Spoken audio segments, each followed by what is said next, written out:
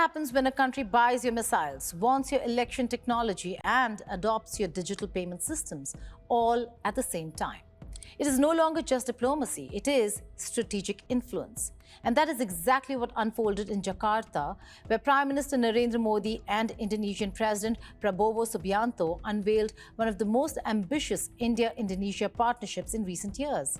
From BrahMos and Astra missile deals to electronic voting machines and cross-border QR payments, the message is unmistakable.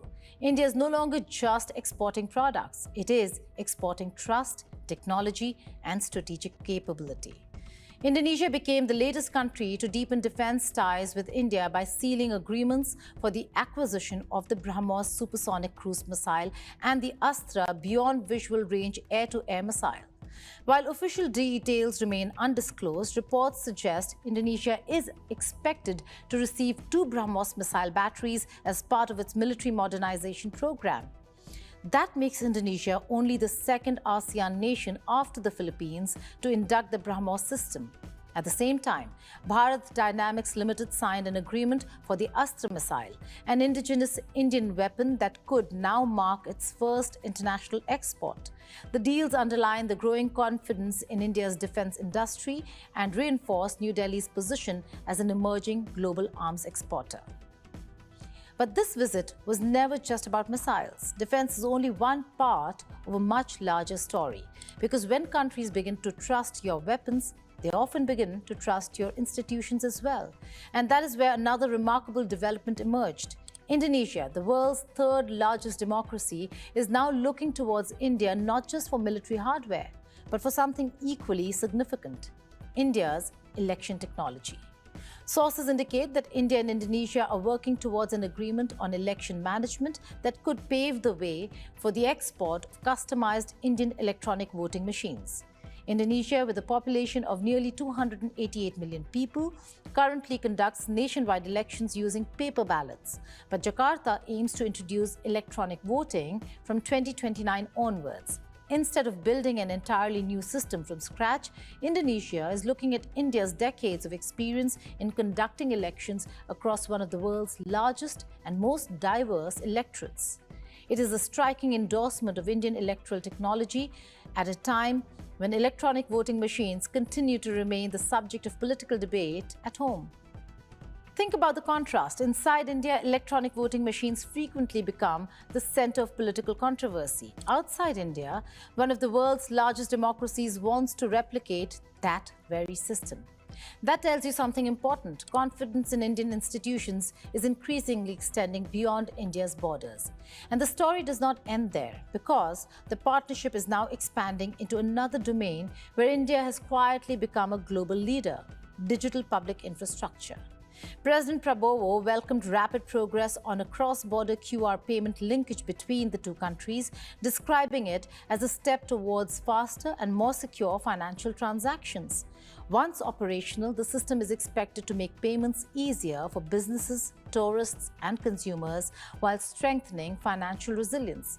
Alongside the payment initiative, both countries agreed to accelerate negotiations on a preferential trade agreement and improve the ASEAN-India trade in goods agreement. They also expanded cooperation in energy security, solar power, nuclear technology, healthcare, education, and telecommunications. In all, 16 agreements and memorandums of understanding were signed across multiple sectors. Put these developments together and a much bigger picture begins to emerge. Indonesia is not merely purchasing Indian defense equipment, it is embracing Indian technology, Indian digital systems, and Indian expertise. From safeguarding its coastline with BrahMos to exploring Indian voting machines and integrating QR payment networks, Jakarta is weaving India deeper into its national development story. This is diplomacy moving beyond speeches and symbolism into long-term strategic integration. The partnership extends well beyond defense and technology. India and Indonesia also signed agreements on critical minerals, rare earth magnets, agriculture, medical products, and steel manufacturing.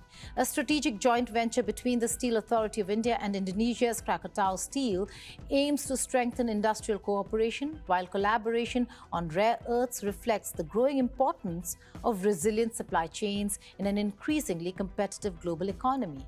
Maritime cooperation will also deepen, with the Coast Guard forces of both countries working together to enhance safety and security across the Indian Ocean.